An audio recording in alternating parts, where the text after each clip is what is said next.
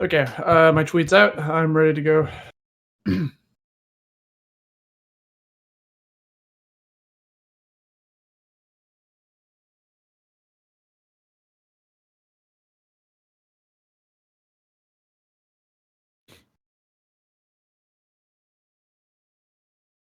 All right, and welcome guys to another episode of Hard Reads. I'm TKbreezy. This is Austy, and we are going to talk about three pretty big two pretty big topics plus the next tournament. So yeah, Big House and everything that went on with that, which then leads into the Smash Ultimate's financial issues, which everyone's been talking about because of Big House, and then of course Thunder Smash 3, which will be happening this weekend. What's up, Austy? How's it going, man? It's going all Bro, I right. feel like I feel like it's like the opposite of the big house is like the opposite of what we're gonna expect from Thunder Smash this weekend. Thought that was Yeah. in terms of the financial, but in terms of attendance, I don't know. Well, attendance wise, I think. Well, I think right now Thunder Smash is really banking more so on their like invitational side of things. So Mhm. even if they only get like 16 people or whatever, like they still have like a bunch of top players coming out. So you're still gonna get some really good Smash action if you're looking for top player versus top player. Just Right. I don't really know what they can do um to I guess bring in the mid level player and the low level player to want to come through. I thought they were already doing a decent job, having like free pizza and a bunch of friendly setups and things like that, but apparently that is not enough. So I think SoCal, if they would like, I think SoCal should definitely lean into Thunder Smash if they can, unless Thunder Smash is not being receptive of whatever feedback they have, then yeah, then get out of there. But if they are being receptive, Mhm. I think that SoCal could have a really nice thing going for them, seeing that Thunder Smash seems to have infinite amounts of money. And Yeah. I yeah, mean, like, I don't live in SoCal, but I attended Thunder Smash 2. I worked for it, and I also like witnessed all the changes they did from Thunder Smash 1, and they seem from the outside they seem very receptive to stuff.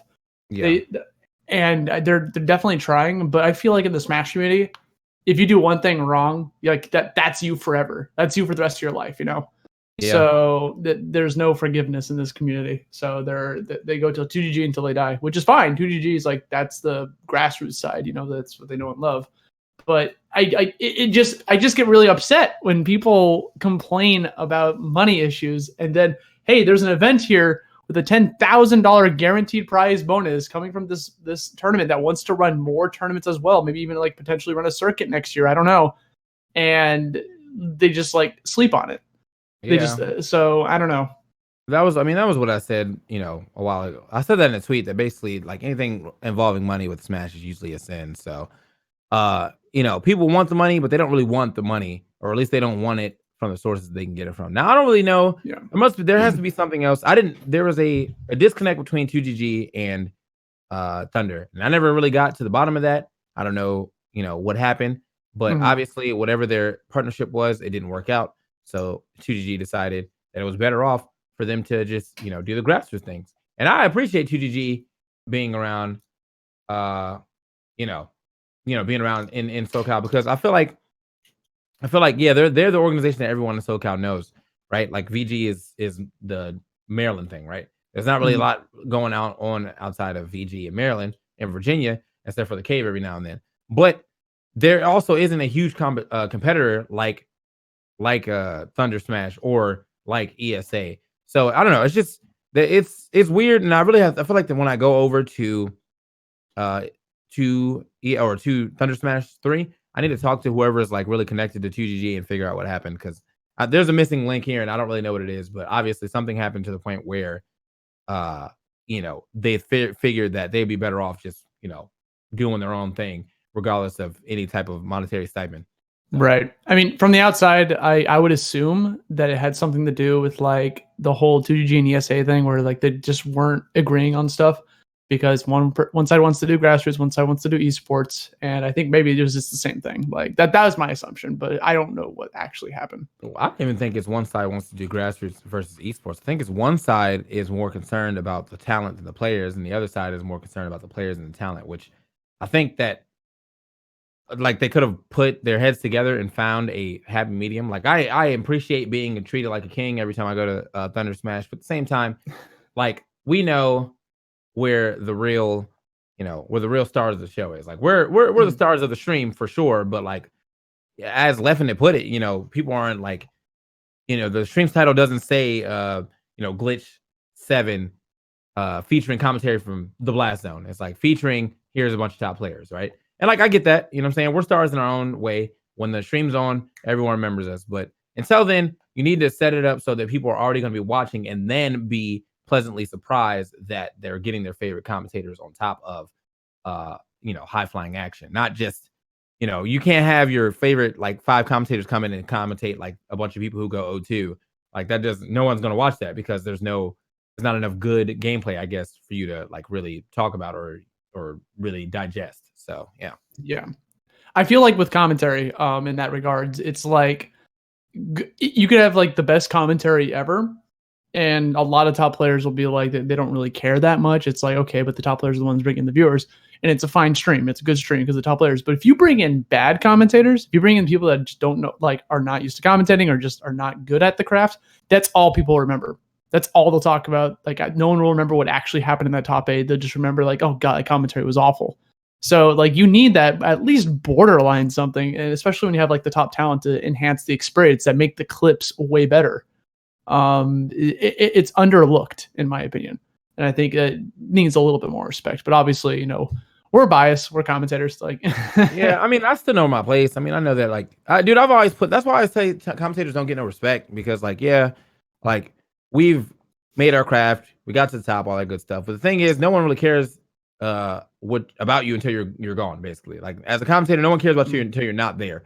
So. With players, it's like, oh, these players are not here. I'm not even going to watch. But it's never like, oh, TKbreezy and EE and D1 aren't at this tournament. I'm not even going to watch, depending on what players are there. Like that doesn't really happen that often. You can mute the stream and still watch whatever. But if the players aren't there, then the commentators don't get a chance to shine as well. Which is why I like these invitational type deals and stuff because it's a lot of players that people want to watch, but also it's a lot of commentators that people want to listen to. So yeah. So yeah. Go ahead. I was just going to say, we honestly just need enough money to help everyone. Like everyone wants to eat, have enough money for the players, the staff, before everything. We get to that point, we have to, well, we're going to talk about Big House real quick. So sure. Big shout outs to Big House for having a great tournament. And I mean like the bracket and who was in it and the finals. So, Melee, Mango won. Got like he beat H-Box as well. Mewtwo King beat H-Box. That was nuts. Yeah. I mean, everyone was just, dude, H-Box was just not having a good tournament this time around. So Mewtwo King beat H-Box, but he couldn't keep that magic going. Regardless, though, Mewtwo King, that's still a really big win, seeing that he has been on like an 8-9 month hiatus. So as for watching the tournament and seeing the matches, the actual matches from Big House were amazing. You know what I'm saying? Even Ultimate's top 8 was looking a little scary at first because you had two potential game watches and 2 Olimars, and somehow that top 8 still became very exciting. So yeah. I mean, and nothing against Olimars, you guys know, like I am down to watch the Buzz like 400,000 times over watching Meister, and I don't have no beef with Meister. I just do not find that playstyle fit against Shield. I don't care. Like I love Meister. He's a dope dude, but his playstyle is not fun to watch. It's just not fun to watch. We sit in Shield. We be out of Shield. No one can punish me. I'm back. So bro, he's playing smart. Yeah, he's playing smart, but it's also, I mean, I'm not saying that like he should change his playstyle. I'm saying that it's just kind of boring. You know what I mean? Like it's like I'm not saying anything that hasn't been said before. I don't say that on commentary, but we're not on commentary right now. So it's like your venting show right here. Yeah. So that was, but I mean, it was still exciting to watch him versus Zach Ray. Regardless of who won that, like that was a very sick battle between Zach Ray and Nairo and Zach Ray and Meister. Very sick battle. Definitely, like if I was running out of steam, that picked the steam right back up. So. Bro, like if you asked me who you thought was going to win this tournament, Zach Ray was not even like on my list. Like I know Zach Ray's good, but I didn't think he had the potential to like win a major yet. And then he just freaking did it after getting knocked out of winner semis. Just came back, got the run back on Meister, beat DeBuzz, double eliminated DeBuzz in the reset. That was nuts. Yeah. Like he was using who did he use? He used Rob in grand finals, didn't he? He used Rob in the second set of grand finals. Second set, he went Wolf. First set was Wolf. Yeah, Wolf Rob. But I mean, and also all the characters he used, dude. Yeah, the Sonic didn't do anything, so I'm not gonna count it. But it did set up for the Joker to really come through, pop off. And I was like, all right. And the Joker was looking, I mean, that Joker literally exploded in like the last 5 seconds of that match between him and Nairo for game 5. And it's just that 5 seconds is all that mattered. So that decisive moment, man. So yeah, Zach Ray taking home the whole tournament. That was, again, a big shocker to me. Another new champion of S tiers and A tiers, I guess. I mean, who's next? You know, I'll be honestly, you know, MKLeo wasn't there, and that's like one of the players that Zach Ray really wants to beat. So I mean, there's always that, but MKLeo's big chillin'. So yeah. Is he going to Thunder Smash? I guess we'll check. Yeah. I haven't really looked. I don't even know who's like there. Let me check on the attendees here real quick. I got the page pulled up. Oh yeah, do that. You got that. that. So Smash GG, bro. Yeah, I don't think he is, but there's a lot of Japanese players. Shuton T can't make it, I believe. Void, Larry Lair, Esam, Kamame, Mars, MBD. Like, yeah, the usuals. No, I mean it's definitely gonna be all of the Panda boys. So definitely Mars, Cosmos. Let's Clash of the Pandas. Yeah, but I'm very interested to see how this one plays out now that it's Clash of Pandas. Plus, they flew out all these Japanese players. So again, money. I told y'all, like Thunder Smash, they got it. They were able to fly like 5-6 Japanese players out like it was nothing. But yeah, so that's gonna be pretty interesting to watch. You know, we always like seeing the Japanese players come over here and how they fare. And I always feel like they fare very well in Cali. So yeah, it's always like, I feel like when the Japanese players come over here, it's always a crapshoot. Like the one Japanese player you don't expect to like get really anywhere will end up getting like top 8, top 5. Like, so I mean, I always go back to Civil War back in 2017 when T, not TEA, just the letter T, the Link, got third. Like that, like with Link in Smash 4. Like that was like, who is this guy? What is he doing here? Yeah, he forced me to play Link for 6 months, man. I said, if T gets top 3, I'll play it. And then he got top 3, and I was like, damn it. That's OD. I don't want to. I never heard of this. What? Oh man. All right. That's nuts, dude. I'm sorry. Yeah, it was. I mean, it was. I wasn't really entering tournaments at the time, so I was just basically playing people on my stream with my Link. My Link was getting OD though, for real. But I just online. Online. You know what I'm saying. Well, I wasn't doing another online tag. What I'm not doing the Link wall of just dropping there. And this is Smash 4. The Link was still pretty bad. But I perfected the back throw down air to catch your double jump. I don't know why everyone was just jumping into this, but that was my favorite way to get KOs. Like, why are you? Don't jump here. Oh, you jumped. Goodbye. They want to escape the combo, bro. Let them out. There's literally no combo you're getting off that. That's a read. So, but yeah, so as I said, the matches and stuff for Big House was great. Some of the festivities to do at Big House. I'm gonna go through all my good stuff at Big House before I shit on it. So, here we go. So all of the good stuff that you could do at Big House, they had they had a Power Stone 2 cabinet, which almost made the tournament. I saw that picture. Almost made the current tournament a 10 out of 10 for me.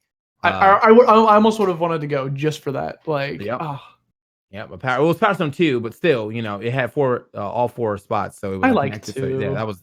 Yeah, but if you're gonna have a cabinet, you gotta have one. That's the one that everyone like. That's the competitive one. Oh, is it? Oh, dang! I actually haven't played one. I only played 2. One had like different combo trees. Punch and kick were on different buttons, different combo trees. And the only thing I didn't like about one was like the stages were very cluttered with items and stuff. So basically, you spend a lot of time just picking stuff up and throwing it. But you know, if you had to get down to fighting, it was lit. Anyway, so they had that. They had some good music and games. Honestly, the arcade just in itself was lit. The vendor's pretty lit. I got a new controller. Well, not a new controller, but I had my controller modified. Now it has lights in it, so that's dope. Shout outs to Battle Beaver Customs, and it's got spinners on it. Yeah, that's next. Yeah, so the vendor's dope. I mean, the merch was dope, and shout outs to Gaming Generation and everybody and every other merchant that was there. You know, with your art, I bought a couple shirts from some other people and things like that. So the atmosphere of the tournament, great. If you went there to play, then great. Especially if you went there to play Ultimate, because there was like a lot of Ultimate setups. There's friendlies all the time. Panda Global was there with their like new dock. So even if you couldn't find friendlies, you could just buy the dock and then you could play friendlies wherever, which a lot of people were doing. And that was cool.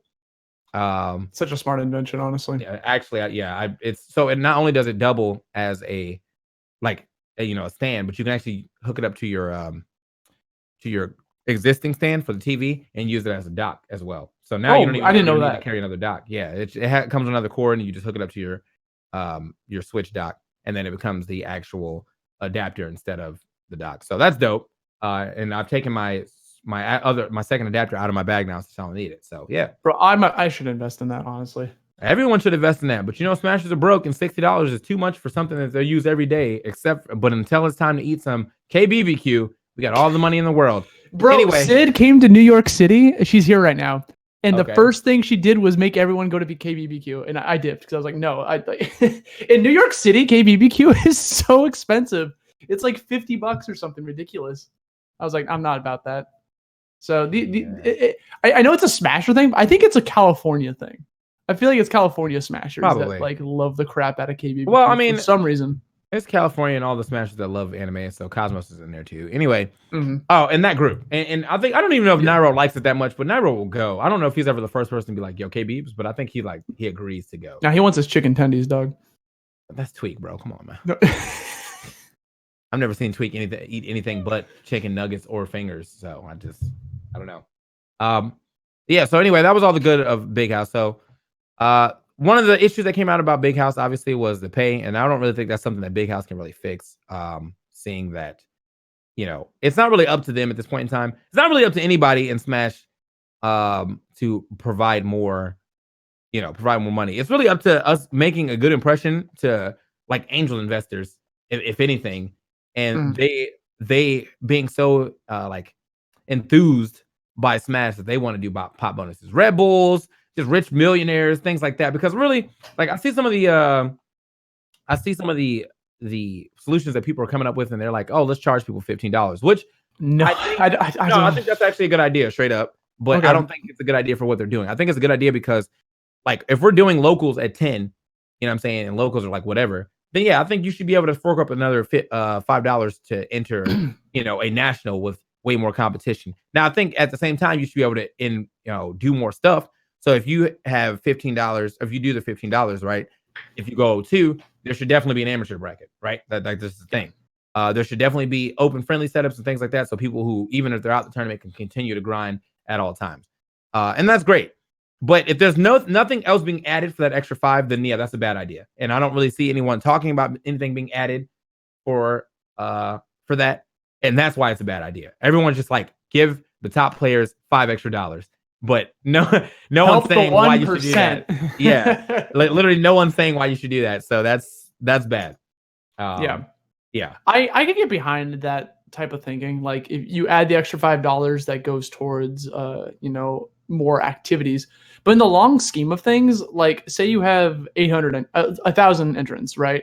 The $5 extra, that's $5,000 extra. I guess that could help out the top 8 a bit, but it's not going to help it out by too much. It's going to help it out to at least, be a little noticeable. Like if you get 1,000 entrants, that $5,000 split between 8 people in the way that it should be split, it's gonna be a decent penny. I mean, it's gonna be at least 1,000. I mean, I think it's gonna put the people in 8th or in 7th at a spot where they're not going super negative at the very least. I mean, did you see Arfang's tweet? He said he got like $281 or whatever, so he's still like very negative for the fact that he had to buy his own flight. I think probably his own hotel. Like it's just like that's rough. You fight that hard for over 1,000 people, or 980 people or whatever. You get 8th, and then you barely make any money back. Like you basically paid for the food that you spent there. Like if you went out a lot. So I definitely get where people are coming from. I just think the solutions are very, they're very like small brained, I guess. The real one track.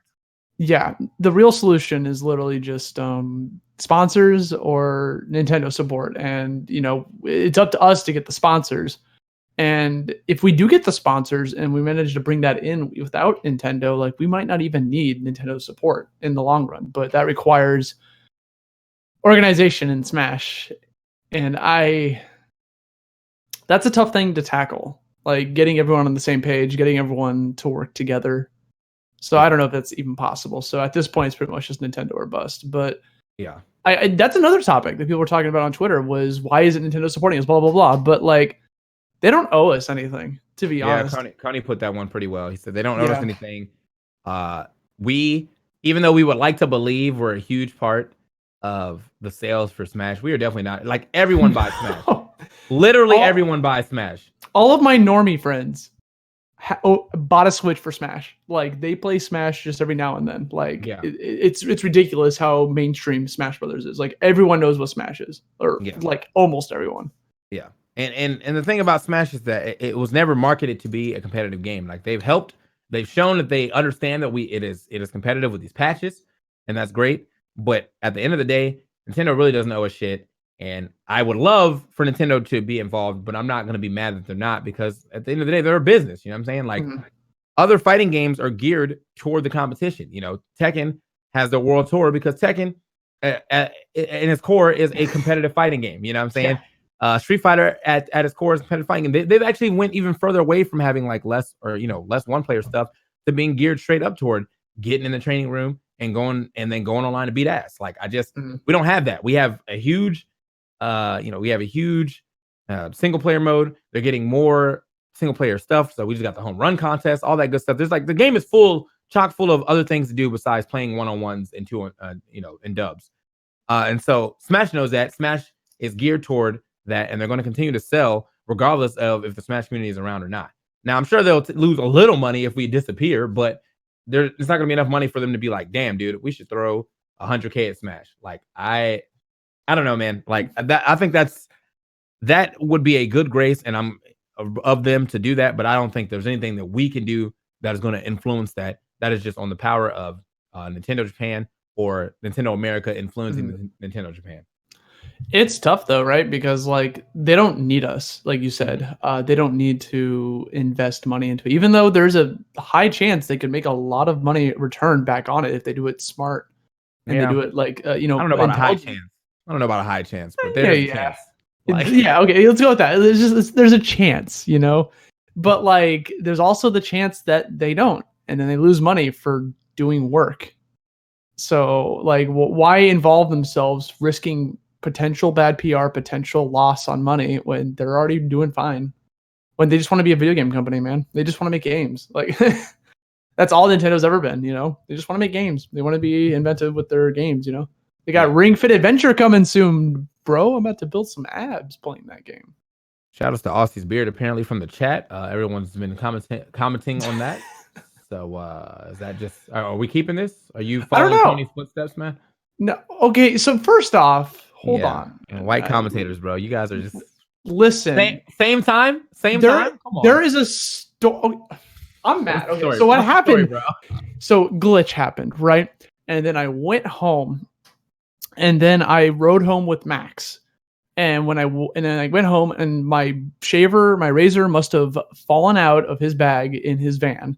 And I contacted him asking him, hey, can you see if it's there? He's like, yeah, I got you. And then he never checks for like a week. And I'm too lazy to go buy a razor. So I'm just like, whatever. I'm just going to try something while I wait to find this razor. Don't you walk like past stores on the way home? With Max?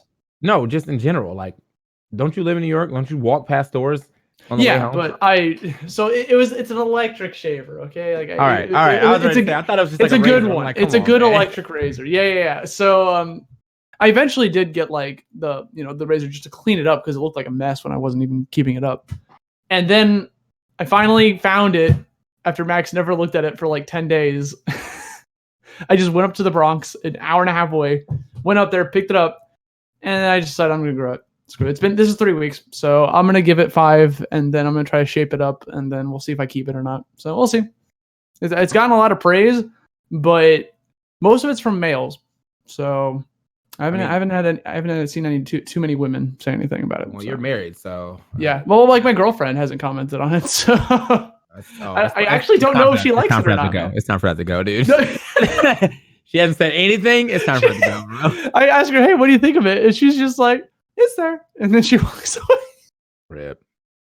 Yeah, that's a rip. It's over, bro. Oh, man. All right. Well, speaking of negative reactions to things, let me tell you about the rest. Tell you about the rest of Big House. Okay. So I went through all the good. Yeah, man. Okay. Well, Preston HD, we say you're married if you've been in a relationship for a long time, and he's been in a relationship for a long time. So come on, man. She's my partner.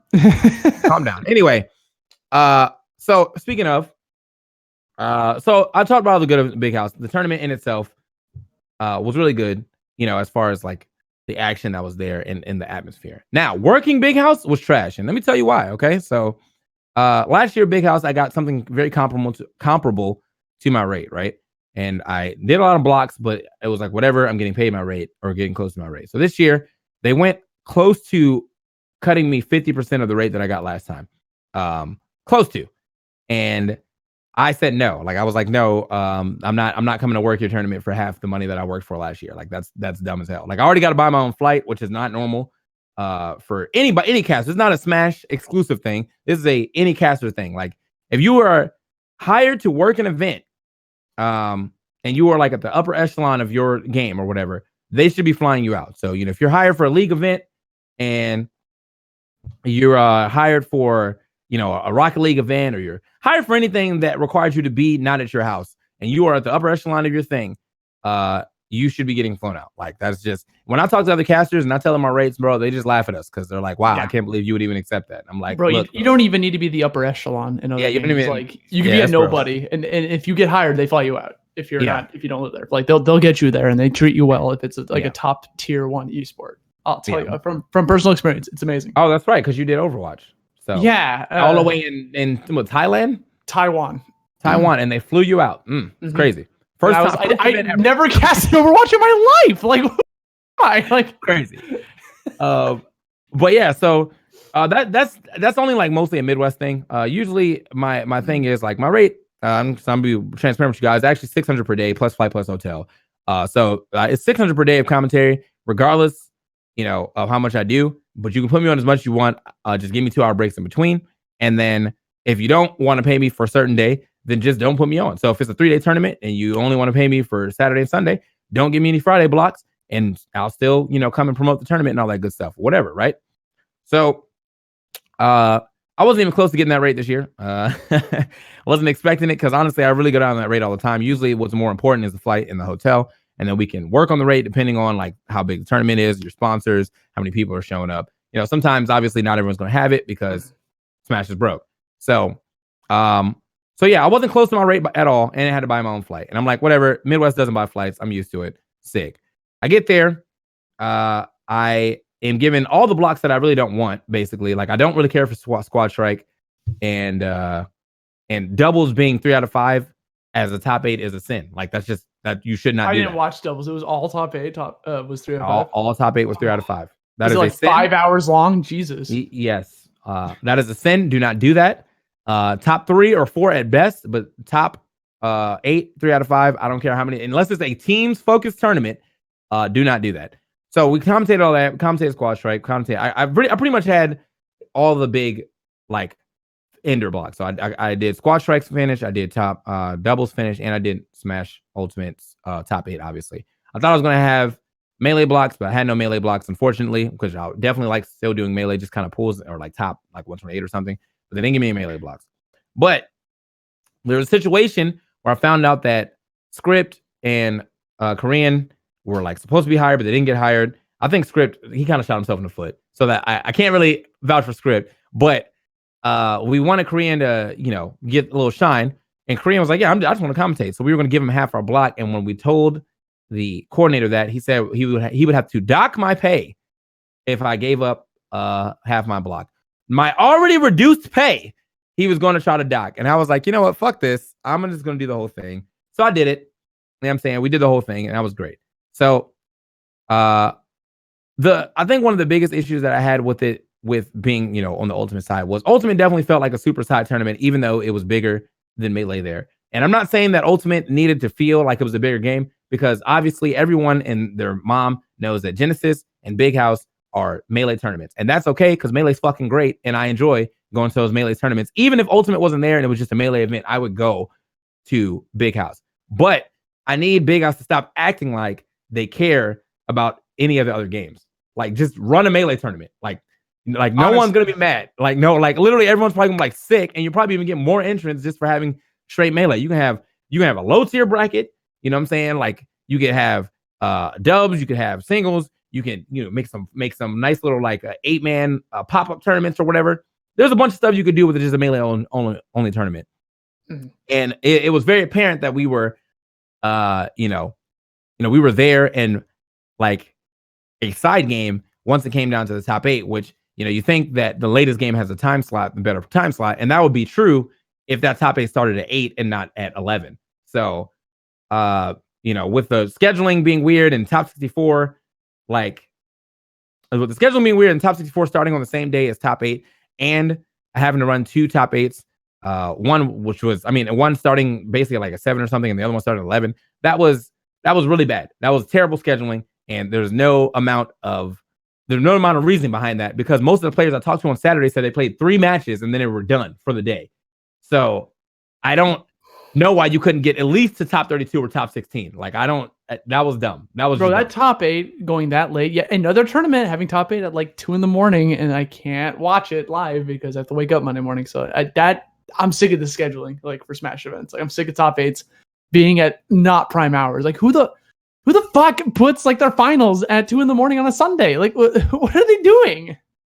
Yeah, it's like Baruda said, Melee 2 for no reason, for 2 top 64s all on Sunday. Yeah, that just made no sense. It was 2 different games, and there was 1,000 people a piece basically, and there was definitely enough time for you to get a lot of that done on Saturday. I was talking to some players who walked in at like 10 and were done at 12, and they had nothing to do for the rest of the day. So Pools 2 could have happened. That's all I'm saying. Pools part 2 could have happened, or at least some part of top 64 could have happened. Oh, that was a scheduling issue. You could only top 32 on Sunday or something, top 16, top 32. That would have been way better than top 64 on a Sunday. 2 of them, there was only 1 stream for Ultimate and 2 streams for Melee, which actually does, to me personally, I don't really care about that. It's a Melee tournament, makes sense, but it did suck because there was a lot of good matches that end up not going on stream because of the fact that we did top 64 on Sunday. So we had to speed through that shit, and we couldn't see a lot of the good matches that we would have saw otherwise. Plup versus Salem happened, didn't get to watch that. Plup versus Tweak happened, didn't get to watch that. Tweak versus Tweak versus Mars. Eastham versus Armada happened, didn't get to watch that. A lot of stuff. Light and Tweak didn't get to watch that. Thank you, 10. But this has not been an issue since Smash 4 too. Yeah, this whole off stream thing. I haven't heard about this in Smash 4, so this is wild. Yeah. So it was a big issue. And lastly, just being a commentator event, I feel like from working Big House, from Big House 3 to now, that Robin still does not respect me or commentators in general. And I just because of that, I'm pretty much I've already signed the idea of that I'm just not going to Big House 10. It's not even about the flights. It's just a bunch of things happened throughout the weekend where I just felt like there was obviously no respect for the commentators. You pick us because we do good at our job, but then you want to underpay us, and then act like, oh, why am I even paying commentators? Well, why are you even picking commentators then? You know what I mean? Why are you if you don't want to do it, just run an event without commentators. Just let anyone hop up there, man. Because obviously that's the way that you think should go. People have grinded this avenue of commentary just like people have grinded the avenue of top players. I've been doing commentary for 10 years, man. If you at some point in time still have no respect for me or my craft, then obviously we aren't going to see eye to eye. And I respect that, but I'm also not going to work your tournament anymore. It is fine with me not to go. I can do something else that weekend. It's fine. So, lastly, and this is kind of petty, but lastly, when they did the credits, they did not mention any commentators. Everyone else got mentioned. Really? Yeah, I went back to go watch it again, but it was TOs, volunteers, head volunteers, staff, running. The guy. It was the guy. I did not know that. What the fuck? The guy with the scorecard. The security officer. I was okay. That's messed up, dude. Yeah, I was all right, security officer. Literally everybody else, man. The janitor. Janitor, you know what I'm saying? The landlord of the venue. I was wow, bro. Production babies. Yeah, man.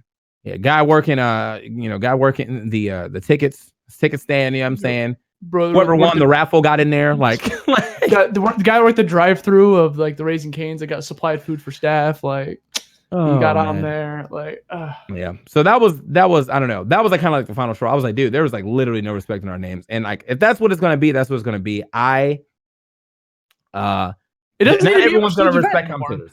Yeah, not everyone's gonna respect commentators. That's cool, but that also means I'm not gonna come work for your event. That's just all it is. I mean, you can have The other commentators may agree on that, and maybe you'll still get really good commentary. But all I know is, as of right now, you keep picking me for top 8s, which obviously means you understand that I'm at the top, but you don't want to treat me like with any form of respect. And I'm just kind of over that, dude. I've been working Big House since 3, dude. I did PM there, and I did their top 8. And then when 4 came out, I did every top 8 for 4. And now the Ultimate's out. I've done every top 8 for Ultimate because there's only been 1 so far. And somehow there's still literally no respect on my name for Big House. So I am good on that.